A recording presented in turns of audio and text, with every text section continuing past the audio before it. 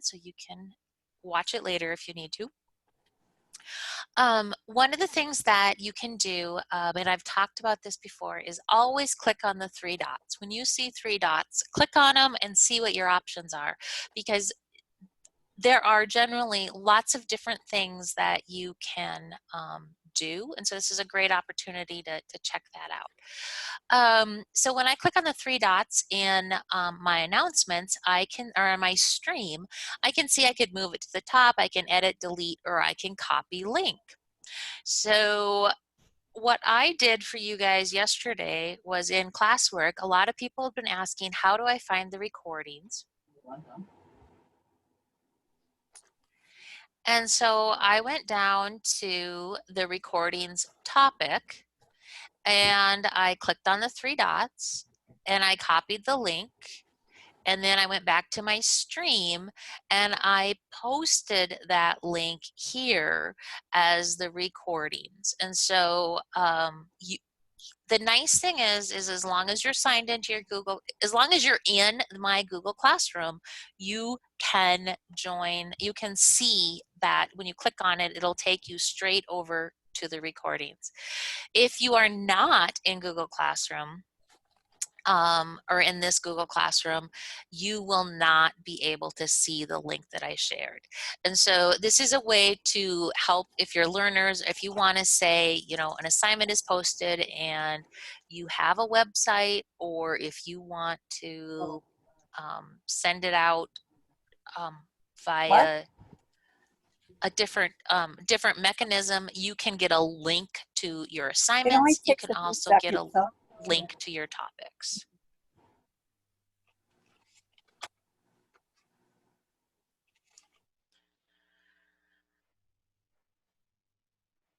So 3 dots, always click on your 3 dots. You just never know what you're going to find.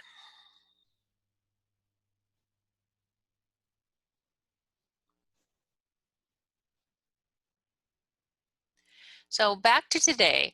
So today's big plan is we're going to go through Google Forms, and we're going to hang out in Google Forms, and we've covered so much stuff that we'll do Google Forms, but this is also going to give us a chance to dive into some of the other resources and do some exploration. So I also posted this morning resources for the different content areas. And so if you teach special education, or if you teach music, or if you teach STEM, you can go and look at these resources. And so there's examples of how each of these content areas have used Google Classroom in their content area. And so like there was a question about, you know, can we use Google Classroom with the special ed and Hipaa? So while you can't put all of your special ed students in the same classroom, because that would, I mean, they can all see each other and they would know, everybody would know who was in the special ed classroom. You can do 2 different things. And so if we look at the special ed and pop in here, you're going to see that we can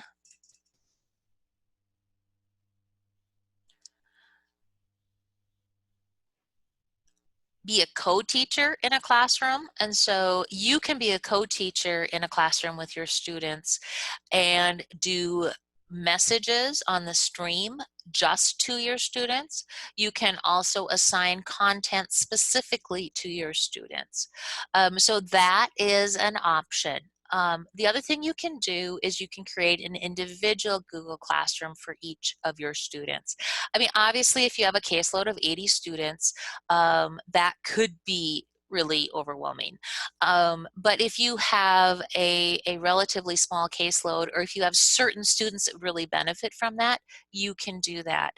The perk of that is you're able to organize and share your content a lot more easily.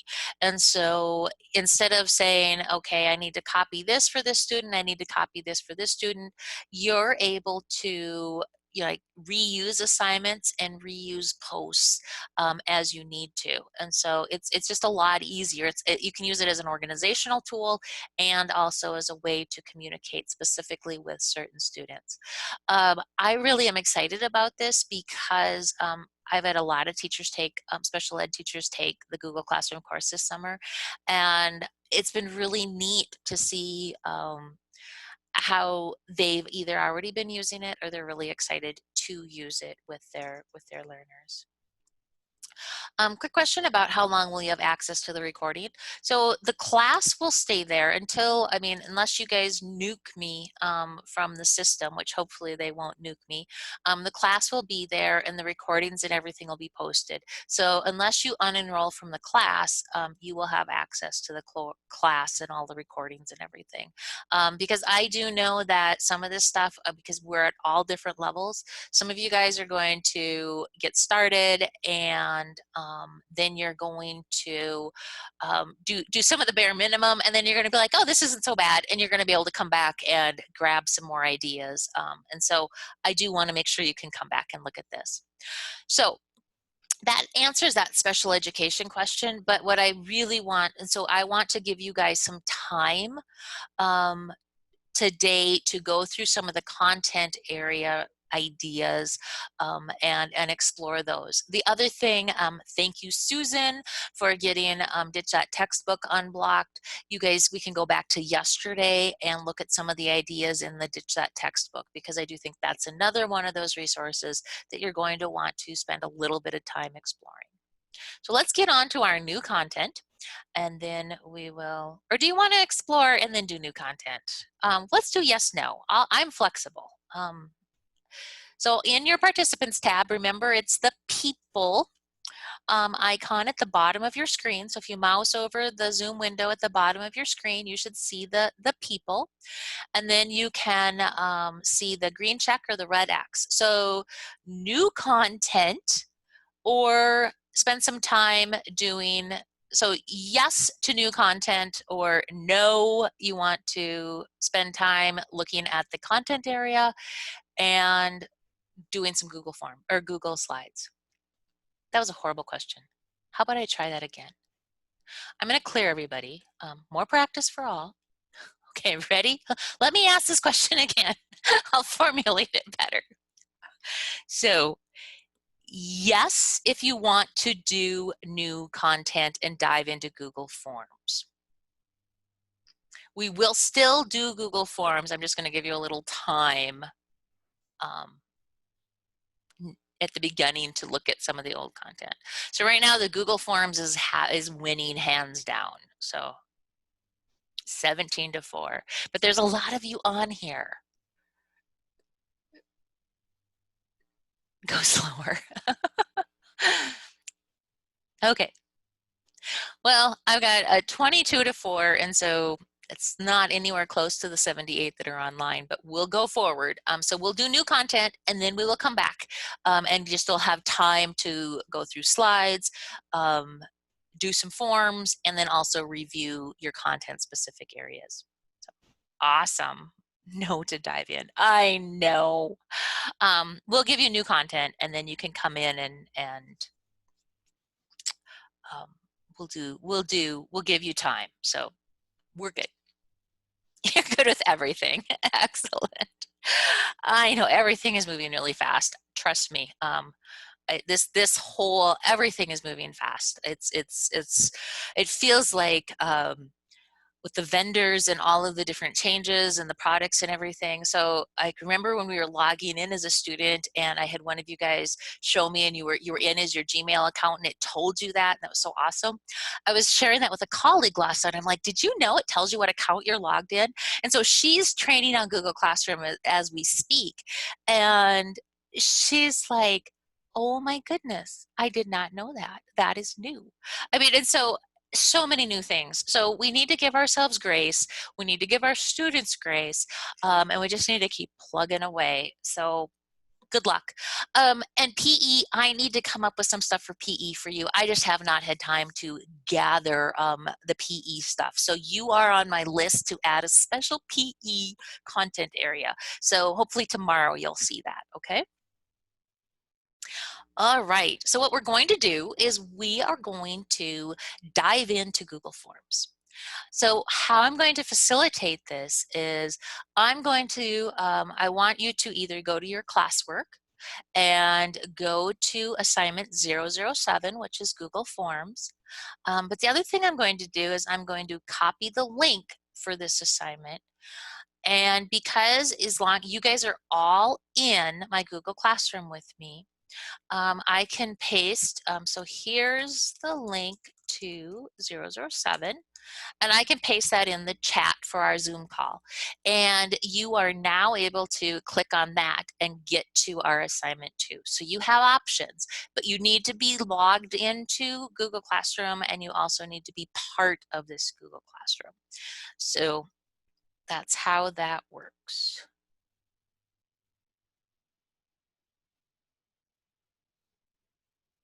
So I'll give you guys a couple seconds to get to the assignment.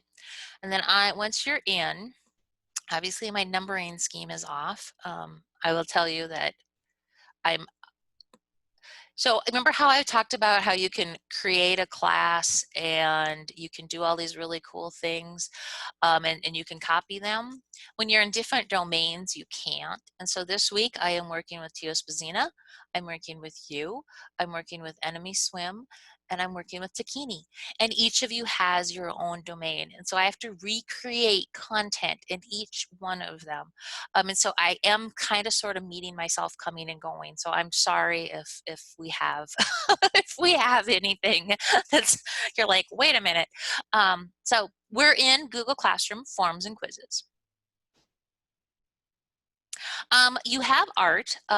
So when you're in, so somebody just asked about adding art, and there is art. You have,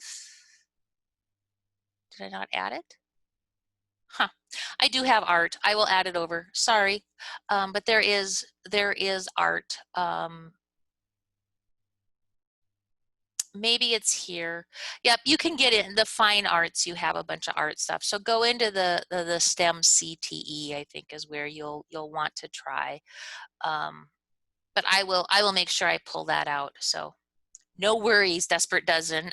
I think you should make a movie. Okay. So Google Classroom, quizzes, and forms. So yes, no on your feedback tab, because we've already practiced that this morning. How many of you have used Google Forms before?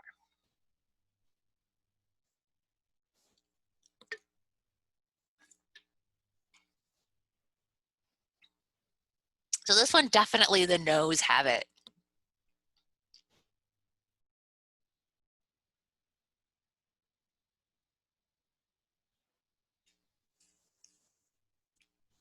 So right now I'm seeing 23 no's and 7 yeses.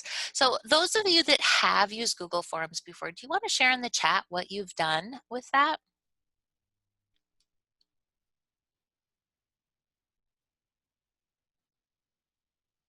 You never have? No. Well, if you have used them, end of unit tests, excellent. And so did you use the auto-graded quizzes, Mr. Mendoza? And then Mary says that she's made quizzes, excellent. I don't even know where to say no. You guys are doing great. Surveys and quizzes, some which are auto-graded, excellent. Worksheet responses, excellent. I'm seeing some really nice examples here. And that's fine if you've never done this. Student choices, surveys. What's nice about Google Forms, the Desperate doesn't ask if they have me on the big screen and you're on your own laptops. Yes, you'll be able to work independently. As long as you have a computer that's projecting, you'll be able to do your independent work.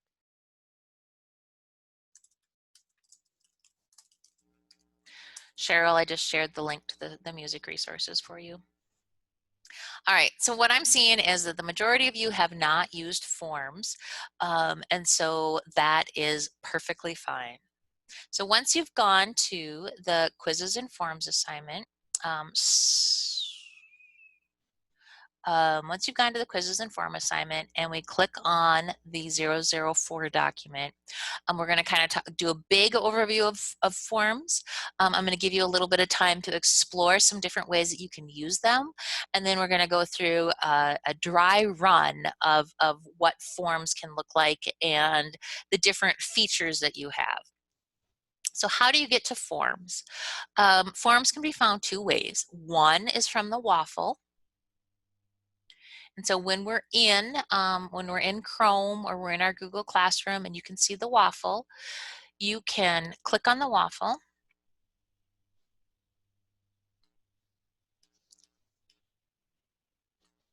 And then Google Forms is going to be one of the options. And so mine, I have to scroll down a little bit. The other way I can get there is I can go to my Google Drive. So if I go to my Drive, and I do tend to go to my Drive for everything. I don't tend to use the waffle and go directly to Forms as much as I go to Drive. This is where you would say New. And then Forms is one of those resources that falls under More. So once you click on More, you're going to see Google Forms, and boom, here we are. I've made a new form. One of the things you'll notice when you do a new, more form, there's a little arrow there, and you can see, oh, from a template.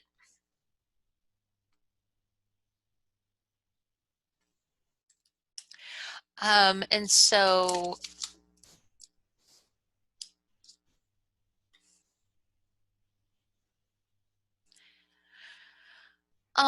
when we're doing, so you have a template gallery for your school, and so this is your administration could put together some templates that they wanted you to use, or you can just go to the general, and here you're going to see already created for you exit tickets, assessments, worksheets, course evaluations, and so if you just want to grab a exit ticket, you can use the template that's already there, and you don't have to, you can change the questions if you want, you can edit it as you need to, but it's already there. So you can save yourself some time and do that. So I encourage you to check out the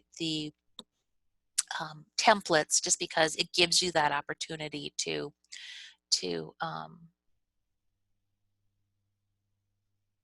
explore the options that you have, and you don't have to recreate wheels. So that's how we get to forms and how we create a form. I've given you guys some step-by-step tutorials. The first day with Google Forms is one of my favorite resources because it goes through and gives you not only videos, but also suggestions. And so here's a short video on how to get started, how to add questions, and then there's a number of things that you can break down and explore on going deeper in your Google Forms. And so I use Google Forms for virtually everything. I do a lot of data gathering with it, but I also use it as a way to check for understanding. So I use the quiz form. Ditch That Textbook has 25 practical ways to use Google Forms. And so this is one of those resources that I would really like everybody. Do you have a quick question, or? Okay. I'd like everybody to pop into the Ditch That Textbook and check it out. And so I'll share the link in the chat.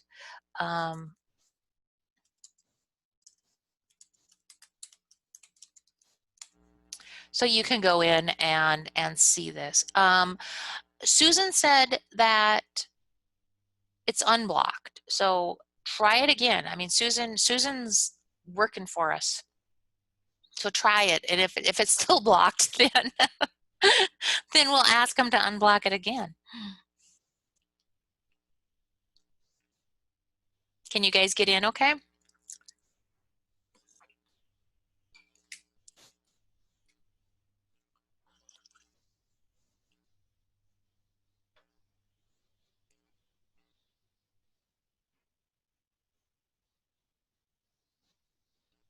Oh, it's unblocked. Awesome. Yay. So go ahead and on your on some computers, this he kind of he'll do a pop-up, or he has this order it now at the top of the page. If you get into that, just go ahead and close and then open again. Yay, you guys are getting in. I'm so happy.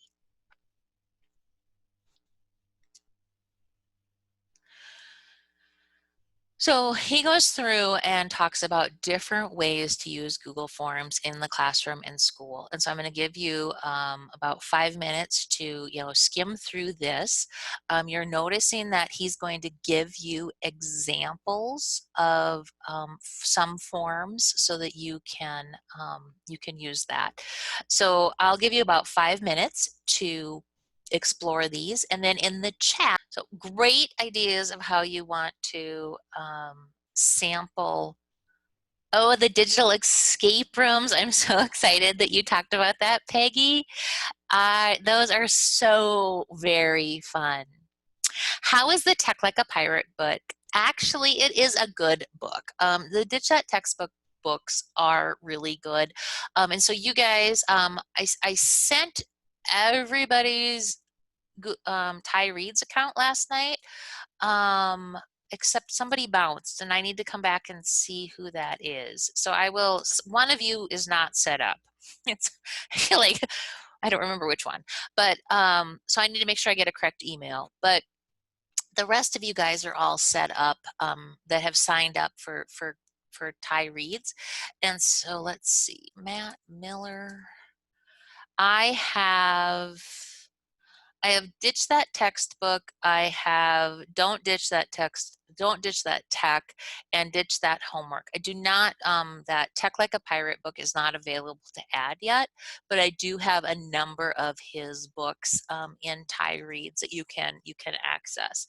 So I like the Tech Like a Pirate book. It's got some really good ideas. I've been reading a lot of books this summer on that same theme, and so it's a little out of control. Yes, the answer with an image. I'm so glad you found that one. That's a good one. Um, okay. So do you have your Ohitica? If you have your Ohitica email, and I don't know your name, G, go ahead and send that in the chat to me, and I will make sure we get you switched over. Is there an escape room found under the templates? Thanks, Gregory. Send me your Ohitica email. Okay. In the samples, there is a sample breakout. So let's see.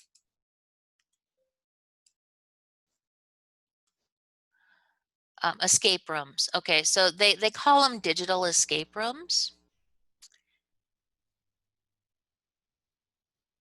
And so here we are, item number 24 is,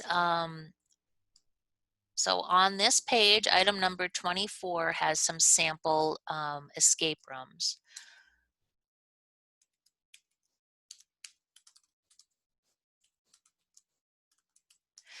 You can find some cool free escape rooms on Teachers Pay Teachers, and then there is also Breakout EDU, which there's a paid version and a free version, and you can check out the free games, and they have digital, and they have kit games.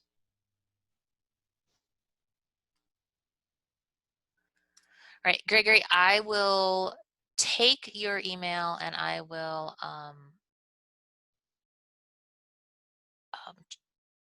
yep, no worries. We'll see if we can get you all figured out, okay?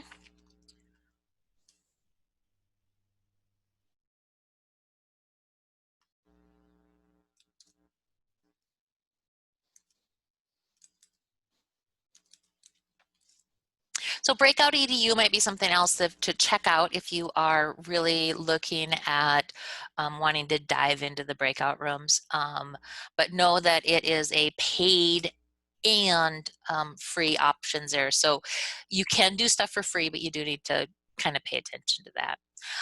The digital breakout, there is a post here for 30 plus free digital breakout, digital escape rooms that that textbook has put out, along with the tools for creating your own. I think these are so fun. Oh, okay, well, the site does not want to go. Well, apparently all of us are looking there. Okay, so if you do not have an account for the Thai Reads, let me drop that in and you can sign up.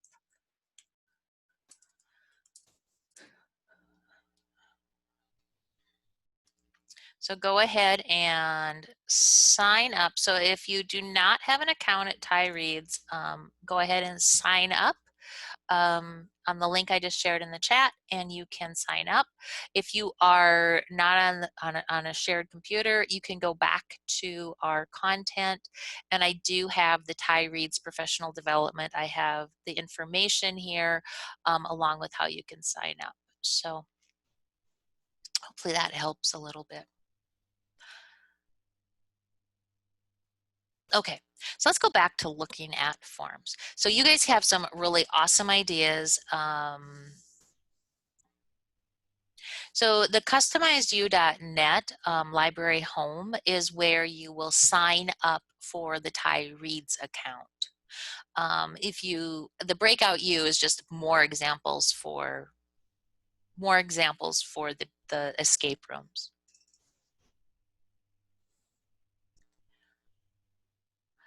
So I'm going to now go through the creation of a Google form, just so that we can kind of look at your options and look at some of the resources that you have access to.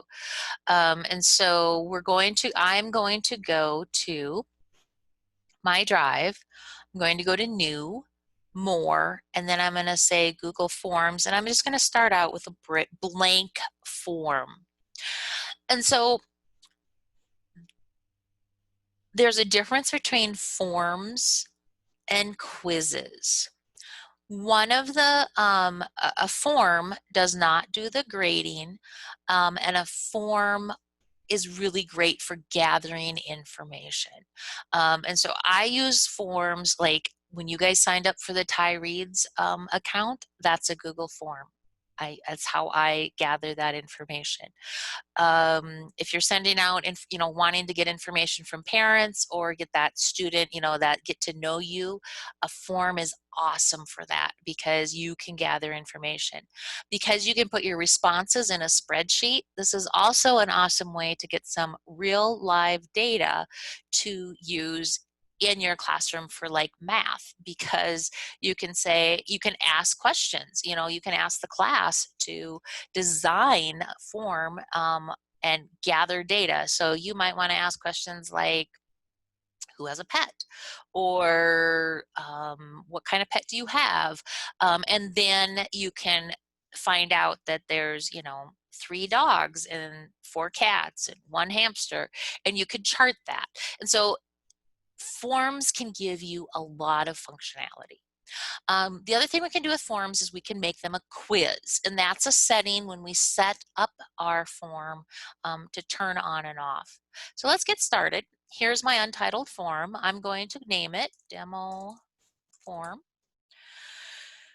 And you'll notice that it saved the title automatically. So when I named it, it saved the title. So that's very nice. I can put in a form description. And so depending on what you're doing, you may want to have a description here.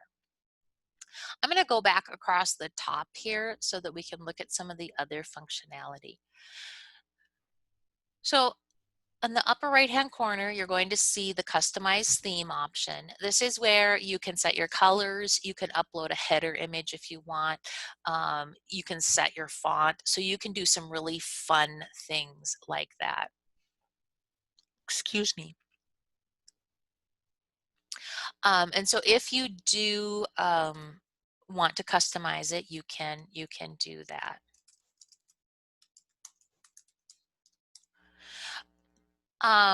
The next one over is our preview. Preview, use it. This allows us to go and see the form that we are building. And so you can actually go through and fill out the form, see if it works, see if everything does what you want it to do. I use the preview a lot. Settings is how we can turn on and off the quiz. I am going to skip that for a second and we'll come back to it. And then finally, the send. Send is how you share the form if you're not using Google Classroom. If you're using Google Classroom, we're going to add the form through Google Classroom, and I'll show you how to do that. If you are wanting to send out a parent information form, if you are wanting to send out a parent information form or gather information from your colleagues, that is where you would end up doing a send form. And so anytime you want to, you can share via email. I tend to share via link most of the time. And so when you make your demo form for this class, you are going to share the link to our comments for this assignment for the class, to the class comments, so that we can all interact and check out your form. So that is how you share your form outside of Google Classroom, is the send. Peggy, you've got a quick question about how does the save feature work? By button or automatically as you build slides? So when we're using Google, you do not need to save in Google Form, Google Slides, etc. There is not a save option for those. Once you do that, your settings, you do have to save settings, and so we saw that yesterday in Google Classroom. You have to save your settings. Here I have to save my settings, but when you're creating, you do not have a save option. All right, so I clicked on the gear for our settings, and we have 3 different sections that we have to look at. First is the general section, and this is collect email addresses. I do collect email addresses, and I strongly recommend it when you are using it for homework, or like it's a quiz or something where you want to know who filled it out. Like how is this class going? Do you have any feedback? How are you feeling? Those kinds of things. I don't collect email addresses because I say this is an anonymous survey. I don't collect anybody's email. Response receipts are an email that is sent to the person who fills out your form saying, here's the form you just filled out and here are your answers. That can be optional. Sometimes I use it, sometimes I don't. This restrict users to Cheyenne Eagle Butte schools. That is something that you're going to want to, it depends on who's filling out your form. If you're using this form inside Google Classroom, your students are already going to be logged in to the Cheyenne Eagle Butte schools. If you want to send this out to parents, then you're going to want to turn that off. And so because they will not be inside the school. You can also limit to 1 response. And so if you only want students to be able to fill something out once, you can limit it. You also can allow people to edit after they submit and see a summary. And so those are all, like if you are gathering data and you want to see, watch how the data stacks up, you can show the students a summary.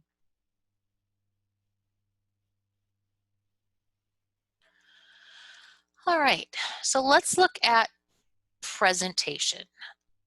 That is how your form is presented. You can show a progress bar, and you guys have seen that, as you go through a survey or fill out a form, it'll say you're 10% done, you're 50% done, so you can do that. You can shuffle your question order, and so that will allow your questions to be mixed up. However, if you're doing an escape room or some of the forms, shuffling will mess it up. I tend to not shuffle my question order as a rule, just because the students are already on their computers. It's just I just don't do it. And then finally, show link to submit another response. So this is if you are gathering data from somebody, like from your parents, showing the link to submit another response is great. That's kind of optional. And then the confirmation message, you can give them who to contact. You can tell them when they'll hear back. You can, give all sorts of information in that confirmation. So that is your presentation. Finally, we get to what we're all here for, the auto grading quiz.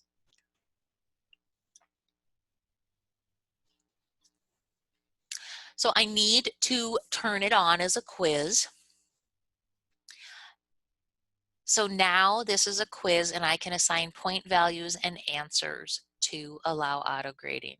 You're going to notice that you have a locked mode on Chromebooks. And so if your school uses managed Chromebooks, you can turn on locked mode, which means students are not able to open tabs or other applications while taking the quiz. I'm also going to remind you that when we're learning at home, everything is open book. And so, locked mode, if you're struggling with it, probably isn't going to be as critical as if we were in the classroom. You can release your grade immediately after each submission or later after manual review. And so either way is fine. If you do immediately, it means the students see right away how they did. But if there is anything that you do need to grade, it'll tell them that their grade may not be final. And then you can also share what the respondents can see. If they can see missed questions, if they can see the correct answers, and they can see point values. So I'm going to go ahead and save this as a quiz, and we're going to start creating. So one of the things that I recommended right away is doing your email address, just because collecting your email address helps you keep everything, it just gives you good information. When you add questions, you'll see we come up with a demo question, this one here, this untitled question. I can just start editing this question. I generally collect first name, and you'll notice it automatically changed itself to a short answer. I can add an image here should I want to. I can upload it. I can use my camera. I can search Google, so I can add an image. And here's the space for my short answer text. One of the things that I also do is you have this required option down here. I generally require a question like this because I want to make sure students answer it. I'm going to pop over to my answer key. And this one, obviously, I'm not going to have a correct answer. I'm not going to give it any points. And I'm just going to say done on this one because there's really nothing to grade on this one. When we are doing a quiz, every question is going to have, I like to think of it as like a flashcard. You're going to have the question side, and then you see in the lower left the answer key. And this is where you can select your correct answers, add your feedback, and then when you say done, it takes you back to the question side. So one of the things I use a lot is the duplicate function. And so I duplicate questions. And so I say last name. And so now I have a first name and a last name, and you're good. So that's a really quick way to do that.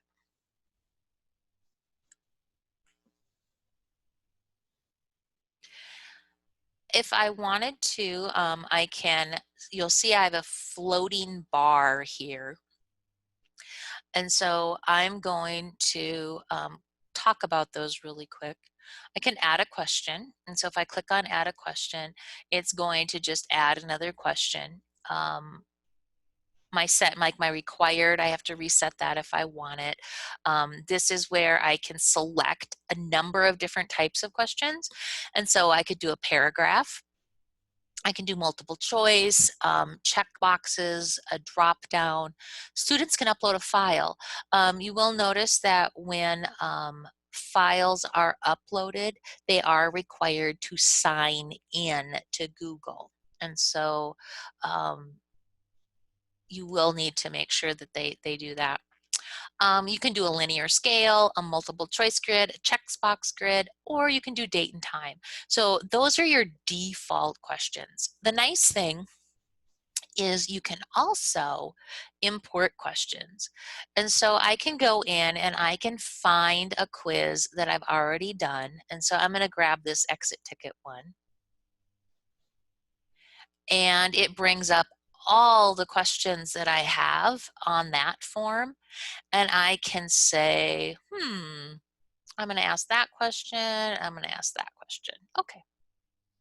And so now it brought in those questions. And so I can make them required. I can also, with long answer, I'm going to have to manually adjust. I'm going to have to manually grade this, but I can assign points. And so I'm going to say this is a 10-point question. I can also add some answer feedback.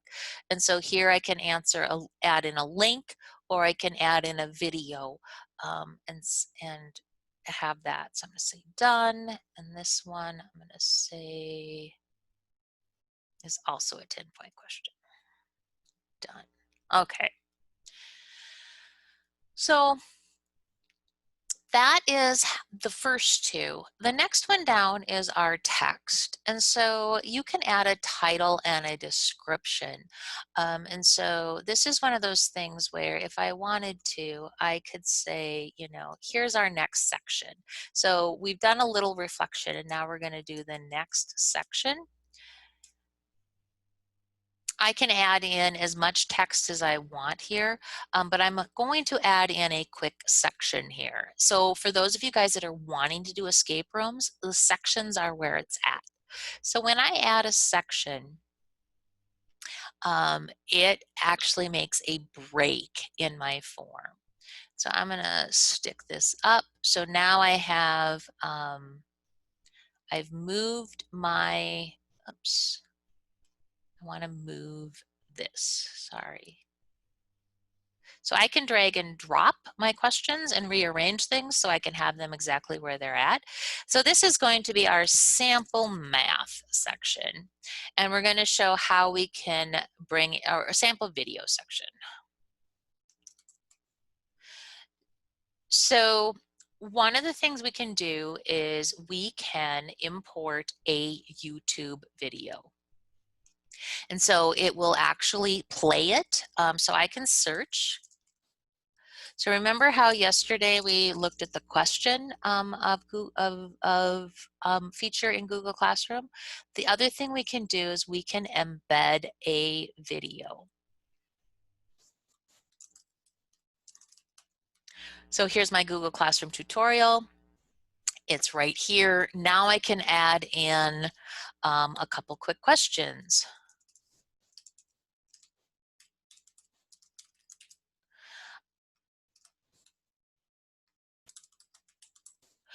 So I can add in questions here. I can make this required, which means a student has to answer the questions about the video before they can move on. And so this gives you that functionality to say, it's a way to monitor what the students are doing in Google Classroom and make sure that they are watching the video. This one is an awesome one because it's multiple choice. I'm going to say it's 5 points, and I know it's about, yep. So this would be how you could require the video before moving on. So they would have to answer a question about the video or answer questions about the video. And so if they're not able to answer those questions, I mean, they can obviously pick, you know, they could say, well, this is stupid or, you know, whatever, but you are able to then come back and say, you got all these questions wrong. I don't think you watched the video. So they do have to watch the video. That is, there's no way using Google Forms to force them to watch the video to move on. Edpuzzle gives you that option. If you use Edpuzzle, you can do that.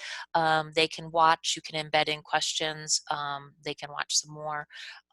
But this way, you really only have embedding in the video and then asking some questions before they can go. All right, so I'm going to say done. All right. So now I can add in another section if I want to. And I can add in a picture. And so for like you know, if we want to add in some visuals, we can definitely do that.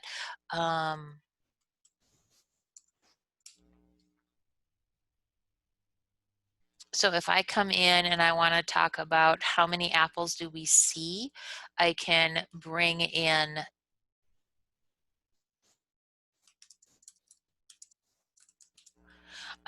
the apples, and then now I can add in some questions to discuss those.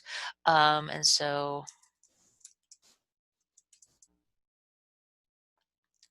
and here, I could do a couple of different things. I can write in my number, or, and you'll see here I get a suggestion to add all. And so it's going to add in all these numbers. The other thing I can do is I can add an image. And so I could say, Google image search.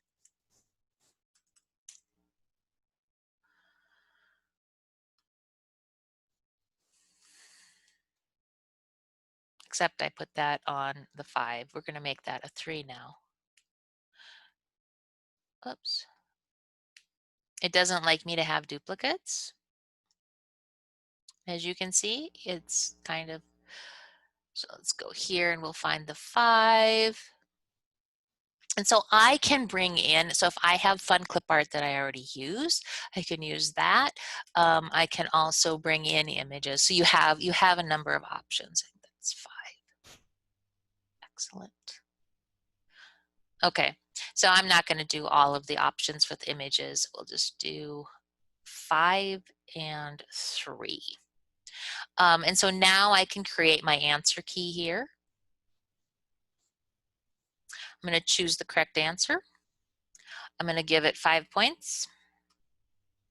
I could add answer feedback, and I'm going to say done. Because I want to make sure students answer this question, I'm going to say it's required. The other thing I can do is I could actually add this image right here. I don't have to add it above anymore. I could add it in right with my question. And so if I wanted to add in the apples here,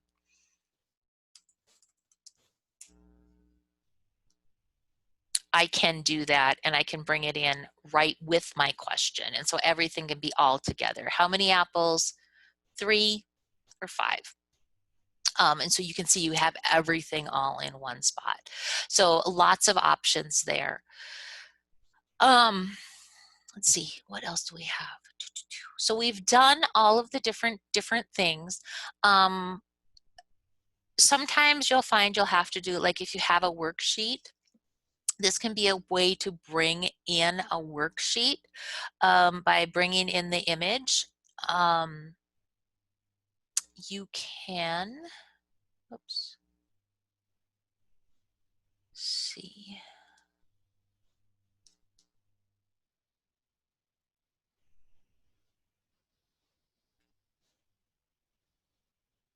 So you remember yesterday we took screenshots of our picture of our worksheets. Here I can bring it in here, and now I can use this image as a number of questions. And so I could either have it be the question, or I could add it above and say, you know, the following questions, you use this image or use this worksheet to answer the following questions. So you have different options there. So that's kind of the what you can do. So now one of the things that I generally do is I test it by clicking on our preview, and now I can see exactly what my form looks like. And oh look, I didn't delete this option 1 question. I don't really want that on there. And so that'll be something that when I go back, I'm going to delete that. So I'll give it my email.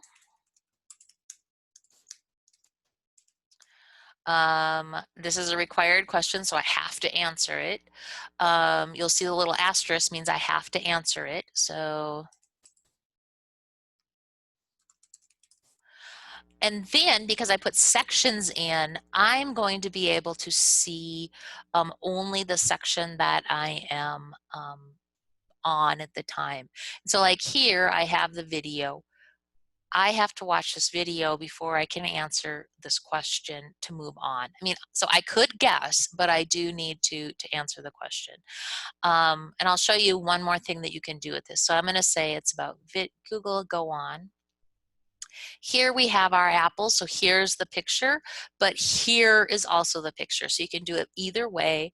I can pick, and then this one I didn't give it any answers, so okay. Now I'm going to say submit so that you can see what it looks like on mine. I get this view score. And so I can go in, you're going to see here that I got 5 out of 30, but there's a question mark here. It says final score pending, because there are things here that the teacher has to grade before I can release them. I will not see my final score. I'll only know, like, I got this one right. I mean, this is one of those settings where I could say I don't show the kids their right or wrong answers.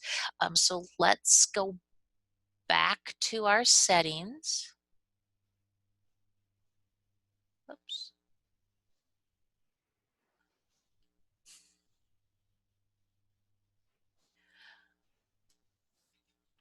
It's one of the really nice things if you are logged in to Google Forms and you see the edit form if you're in a form you're filling out. So now you'll see that I have a response, which is exciting. But I'm going to go back to my settings and I'm going to say, you know what, for my quiz, I do not want my students to see what they got wrong, what they got right, or point values. So I'm just going to turn that off. And so now when I take the quiz and I look at my response, I will not be able to see if I got the question right or wrong. And so you can determine what they do. I'm looking at my responses. If I go by question, this is where I can grade each question. So this one is that the first name, and there's no points for this. And so this is fine. I mean, there's nothing to do with this one. Last name, this question has nothing. What's important? One important thing I learned in class today. Here, I can say it's yes. You know, they can get the 10 points or not, but I can also say they only get 5 points because they didn't answer in full sentences or whatever. I can also add feedback if I want to here. I can add typed feedback, I can add a link, or I can add a video from YouTube. So you'll notice that I'm going to keep clicking through my questions, but once I make edits, I do need to save the edits. So I'm going to say save. So this is one of the other places where there's a little save option, but you'll also notice that it warned me. It's like, hey, you need to save. And so when I'm done with this, I can go to my individual responses. And you'll see here that I can release scores. And so now I can release either all the scores or I can just release well, in this situation, because there's only one, it'll be all, but I could select if I wanted to release. I can also type in a message here to release that. So you have options there to release your scores.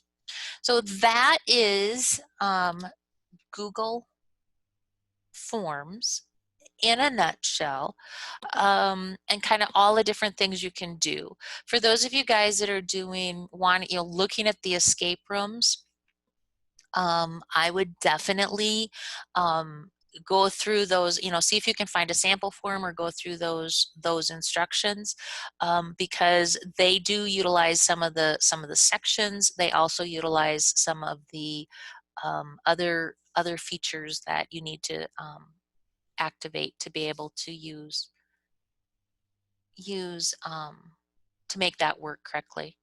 So any questions or comments before I give you some time to hang out and test out a form?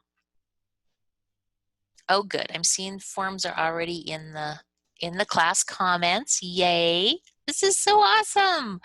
So what your assignment is to make a form. And this is where if you're using forms, try something you haven't tried before. If you're not using forms, go ahead and make a form or a quiz to do whatever you need to. When you're done with your form, you're going to want to send it. And so remember that we send the form, and we can copy the link. And then we're going to go to our assignment. So our 007 assignment, we're going to go to the class comments, and then you're going to add a class comment and just paste your form in there. And then that way, if people fill out your form, you'll get some data and be able to look at the data that's filled out.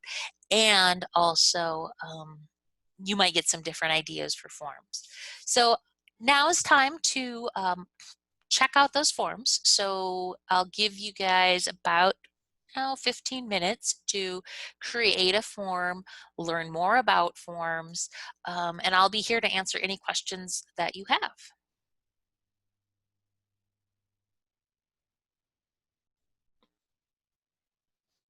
All right, so our next thing that I want to touch on with this is just to make sure that when we're looking at assignments and creating forms, we've all created a form now. We've shared the link as a way to share the link outside of Google Classroom. And so this is a sign up to bring snacks to the break room kind of thing. But we now want to assign this to our students. And so what we're going to need to do is we're going to need to do create. So I'm back in Google Classroom, and you'll notice that I have the option to create an assignment or create a quiz assignment. So when I create a quiz assignment, what it does automatically is it creates a blank quiz. But you're like, wait, I just spent hours putting together my quizzes. I don't want to remake them. You don't have to. You can delete this, and then you can add from your Google Drive another quiz. And so here is my demo form that I made. I can insert it, and here we are. And so this is a demo quiz that I've made. I can import grades. Know that if I want to import grades, I do need to only have one assignment attached to this, or one document attached to this quiz. So here's my demo quiz.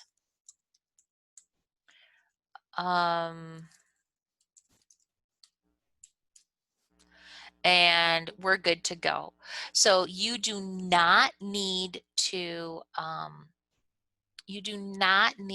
use their blank quiz to do this. So I'm going to make it an ungraded quiz, et cetera, et cetera. And I'm not gonna assign it out to you guys. You guys can join each other's classrooms and assign quizzes out if you want.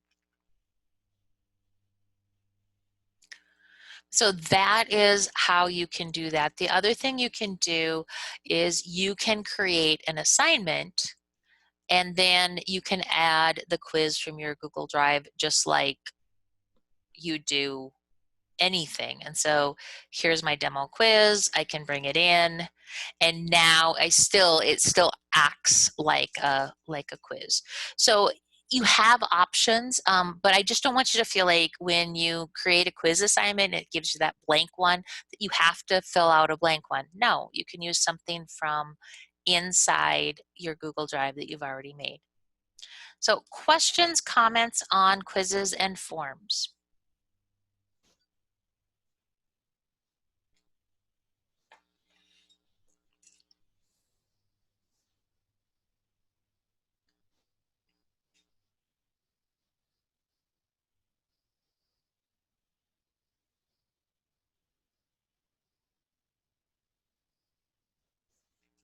Okay, so for the last little bit of time, what I really want to be able to let you guys do is to take some time to go back through on the 005 assignment. Remember, we had the link from Ditch That Textbook with all the templates that you couldn't see yesterday.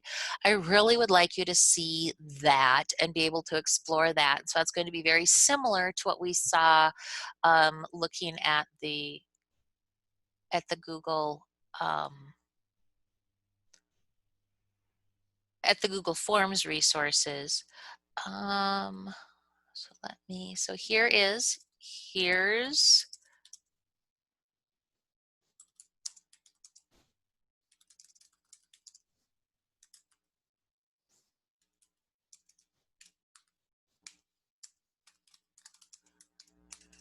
okay, so I just shared the link to the Google Slides 005 assignment. If you need some help with the form, we will have office hours tomorrow afternoon. And so we can definitely, you can pop in and do the form then. We'll be happy to go through that, and you can share your screen and stuff like that. So that would probably be the easiest way to do that.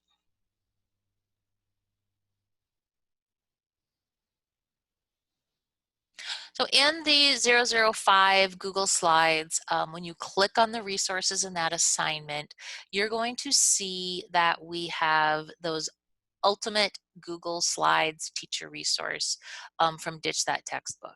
And so since it's unblocked, yay, and hopefully people will get in. Every teacher in the nation, I think, is looking at this stuff right now.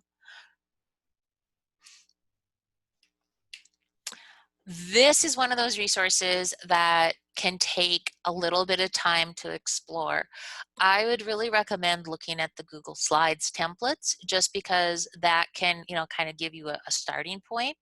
But there's also some video tutorials which he provides, which are great, and also podcast episodes. And he does some really fun podcasts.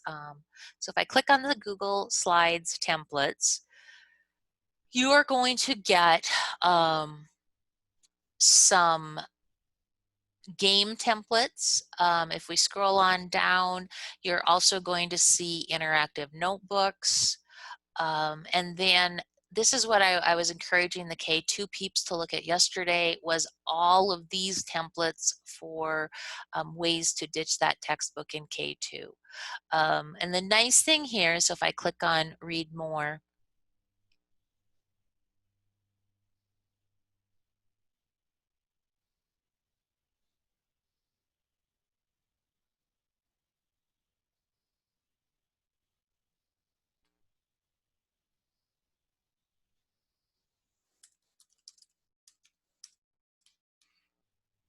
okay, come on.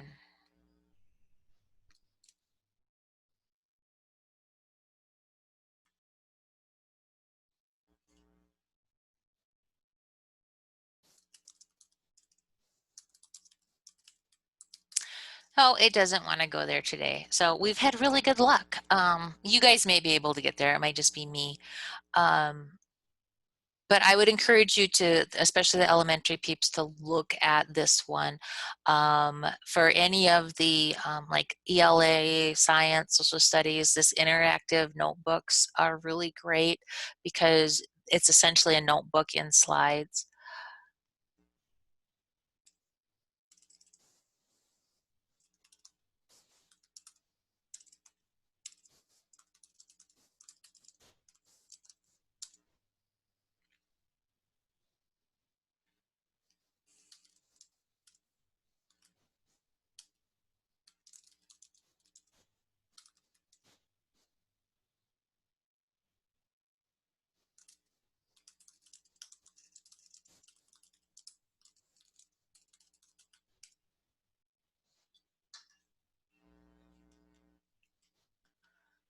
So those are the slides. And then I'd also like to just take a few minutes to go through content, because you had all indicated, a lot of you to ask specific questions about different content areas.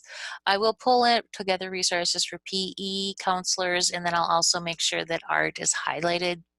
I do have some art resources in the STEM CTE collection.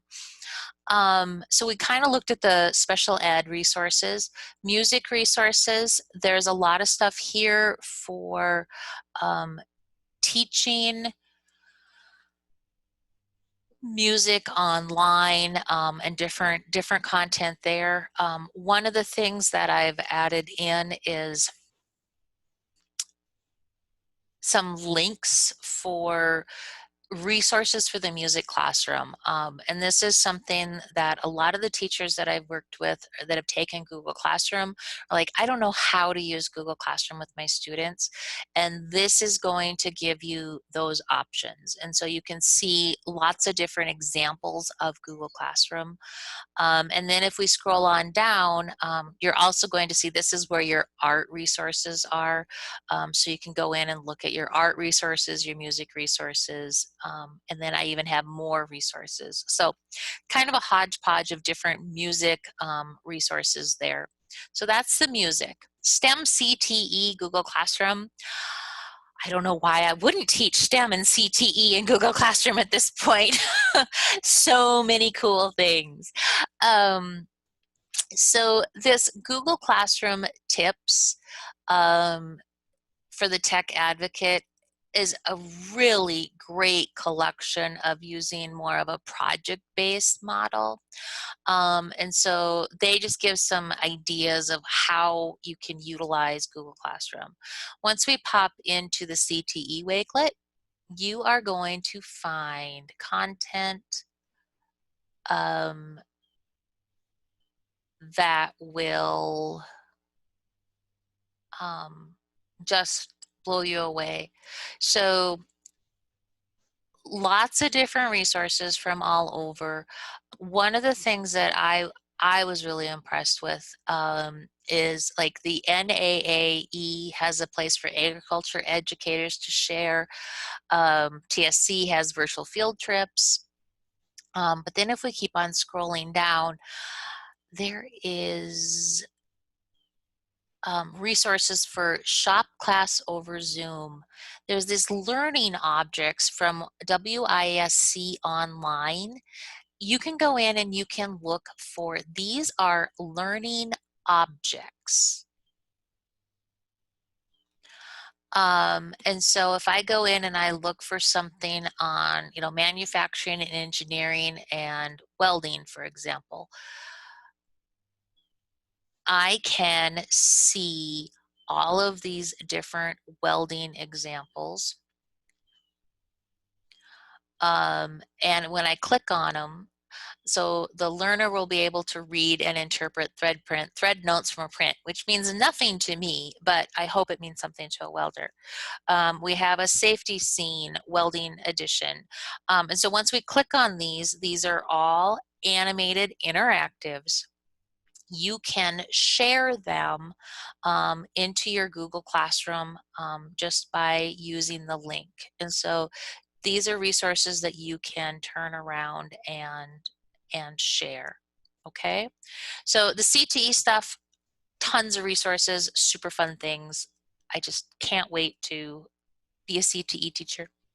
Also for computer science, resources there, and then this is fine arts also. Math. Math is always challenging because we do so much, writing of formulas, and it's hard to type those online. So when we're looking at math, there is a session that was at ISTE a couple years ago where you are using the Google Suite for Education with your math class. So many great ideas.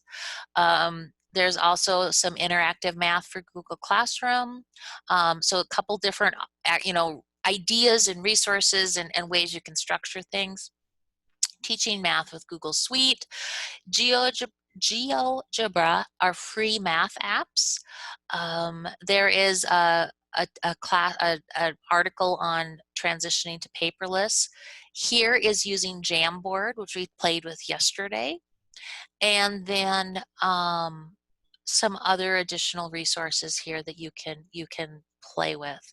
So for the math peeps, there's a ton of stuff. The library. Do you think I would leave the library out? You're my favorites. So using Google Classroom in the library. Don't have a ton of ideas here or a ton of resources, but the ideas here are really solid. And so this first one here is Google Sites and Google Classroom in the library. This is how they are utilizing Google Classroom and Google Sites to provide library services. This one, this Van Meter Library Voice Start a Google Classroom to share with your teachers, is more of a collaborative. And so the librarian has a Google Classroom. All of the teachers are her students, and she's sharing resources and ideas from the library out to her teachers.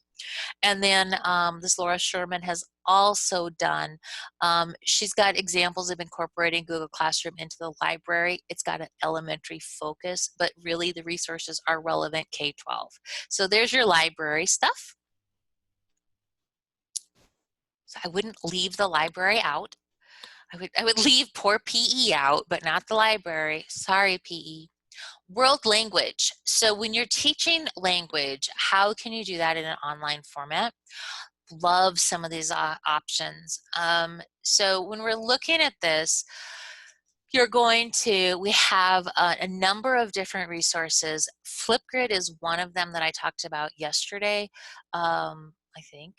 And so utilizing Flipgrid in the world language classroom is very powerful. Here's some teaching world language with Chromebooks. And so when you're using Chromebooks, obviously you are going to be using Google resources. And then also, I'll come back. Also, we have utilizing Google Classroom. And then this Flipping My Spanish Classroom. I really liked this because this, I mean, obviously it's for Spanish and you're like, well, wait, I don't teach Spanish. You can translate it into, I mean, you can utilize those resources and take those concepts and apply them with any language. And so lots of good resources for the world languages. Google Classroom and ELA. In this one, the resources that I have pulled together here are really more the tools that can really make life so much better. If you're looking to get more books in your student's hand, Open eBooks is a great option. However, you do need to sign up. The app is only available on mobile devices, and so you're not going to be able to use it on your Chromebooks. So that's a drawback. A lot of the teachers I've been working on have been really trying to focus on the grammar, you know, like how can we do that? Both No Red Ink and Grammarly have free options. And then the NCTE has some really great ideas for teaching virtually. And then finally, Newsela. Just because you can do so much with Newsela in terms of differentiation and providing different reading levels, it's a good option if you're looking for content for your classroom. And then that drops us down to Thai Reads. So I am going to look for PE counselors, and then Art, I will pull those resources out and share with you. Is there anything else that people need before we do that? So with the Lakota, I would look in the world languages, and I will also add some just because that is a language. So I will add in some Lakota resources that I have. I do have a few things, I think. So I will add those in. Anything else?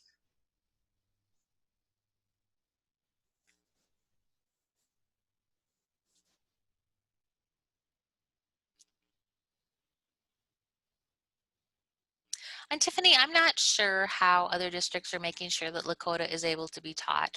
I would assume that they are using the same, the same resources that we're using in like the world languages classes, in the sense of like Flipgrid is great because you can record yourself speaking, and then also you can students can respond in the language, so you can actually have that conversation in the language. You can do the speaking. Um, and I have not heard, but I can ask a couple of my colleagues and see what they're doing right now. So thanks for clarifying.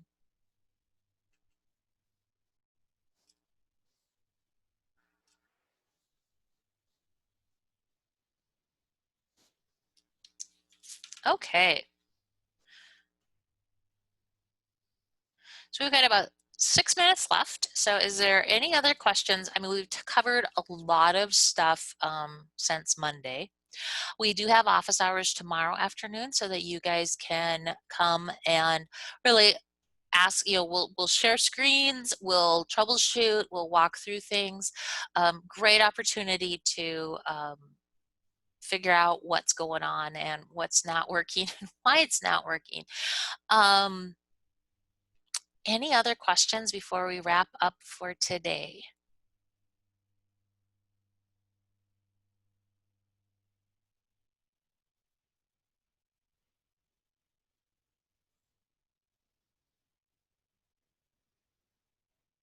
You can unmute or you can chat.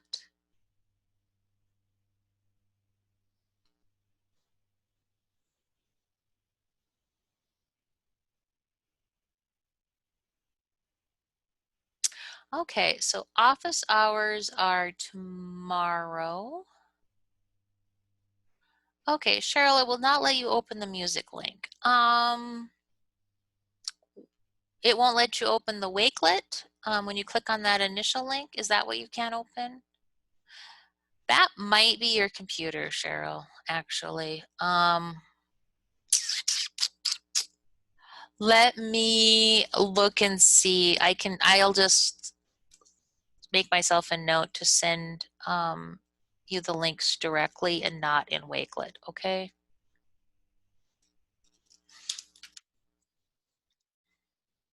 I think you need a new computer too.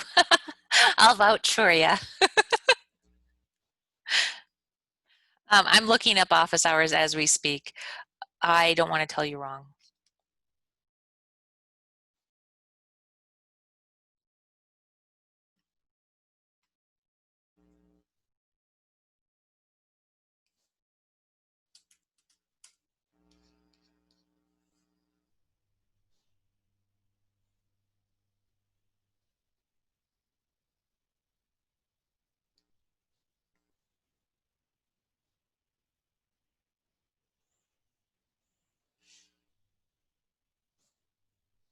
So tomorrow's office hours are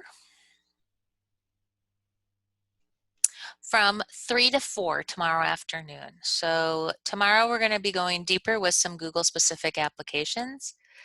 Yay, Jay Brooks, you got the assignment posted. That's awesome. So tomorrow's office hours are from 3 to 4, Thursday office hours.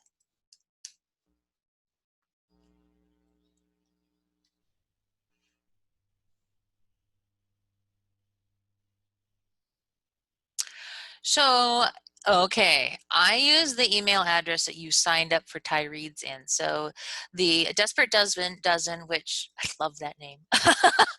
You asked what email address did I use in your Tyreed's account? I use the email address that you signed up for the account in. And so if you signed up with your Ohitica account, I used your Ohitica account. If you signed up with your K-12 account, I used your K-12 account. So they could be in either place. Let me go back and see.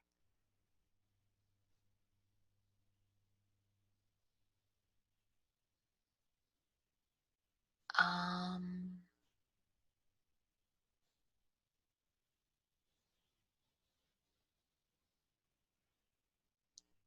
who bounced, because I did have somebody that bounced last night, and I don't remember who it was. Because it came back as I was.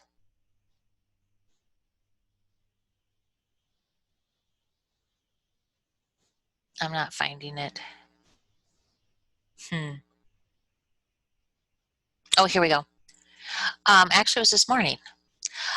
So, Carmen, your email address wasn't found. And so, do you want to drop your email address in the chat and I will copy and paste it and fix you?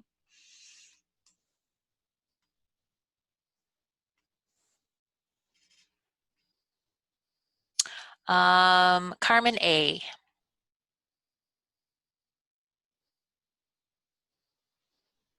So when you signed up the form, I asked for your email address and you filled it in. And so that's where, okay, Carmen, I will fix that for you, okay? So you'll get your account fixed. And I know a number of you have signed up this morning, and so I will get those sent out too. So thanks for giving me your email address. All right, so tomorrow, I should probably say what time we're back tomorrow. Tomorrow we are back at the 9:30 slot, so 9:30 to 11:30, and we are, all right, Mary Chris, I will look for you too and make sure that you're signed up, okay? So I'll do that and I will send you a note if you are not.